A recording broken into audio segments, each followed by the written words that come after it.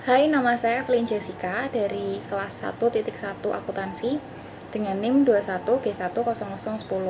Hari ini saya akan menjelaskan tentang hukuman mati. Pertama-tama, saya akan menjelaskan tentang definisi dari hukuman mati. Hukuman mati itu merupakan suatu hukuman atau vonis yang dijatuhkan pengadilan atau bisa juga tanpa pengadilan sebagai bentuk hukuman terberat yang dijatuhkan atas seseorang dampak dari tingkah lakunya. Pertimbangan hukuman mati ini bisa ada dua, bisa ya atau tidak. Yang pertama, pertimbangan hukuman mati bisa dikatakan ya, karena dengan adanya hukuman mati ini, maka para pelaku kriminal akan jera dan menjadi takut untuk melakukan tindak kriminal atau tindak kejahatan. Selain itu, dengan adanya hukuman mati bisa mengurangi komunitas yang tidak baik. Kemudian pertimbangan hukuman mati dikatakan tidak karena terkadang penjahat itu bukan meniru penjahat lainnya, melainkan ada faktor internal dalam diri seseorang yang membuat dirinya memang jahat. Dan statistik pun juga mengatakan bahwa hukuman mati tidak memberi efek jera. Hal ini dibuktikan karena masih banyak kasus kejahatan yang ada di dunia. Kemudian kita akan belajar tentang sejarah hukuman mati. Hukuman mati pertama kali diakui keberadaannya bersamaan dengan adanya hukuman tertulis pada abad ke-18 sebelum Masehi di Babilonia. Pada saat itu, terdapat 25 jenis tindak kriminal yang pelakunya akan dijatuhi hukuman mati.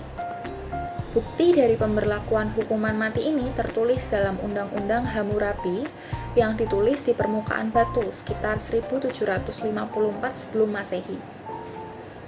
Kemudian untuk di Indonesia, sejarah hukuman mati itu terjadi pertama kali pada saat pemerintahan kolonial Belanda, yaitu kepemimpinan Daendels, itu tahun 1808, yang mengatur penentuan hukuman mati itu menjadi kewenangan Gubernur Jenderal Hindia Belanda. Pelaksanaan hukuman mati pada saat itu merupakan salah satu strategi untuk membungkam pemberontak penduduk yang terjadi hampir di seluruh wilayah Indonesia. Pada masa Orde Baru yaitu tahun 1966 sampai 1998, hukuman mati digunakan sebagai upaya untuk mencapai stabilitas politik untuk mengamankan agenda pembangunan. Nah, menurut saya sendiri, saya mengatakan setuju terhadap hukuman mati. Namun, tidak untuk semua kasus kejahatan, karena masih banyak hukuman yang lebih logis dan membuat manusia menjadi lebih jera selain hukuman mati.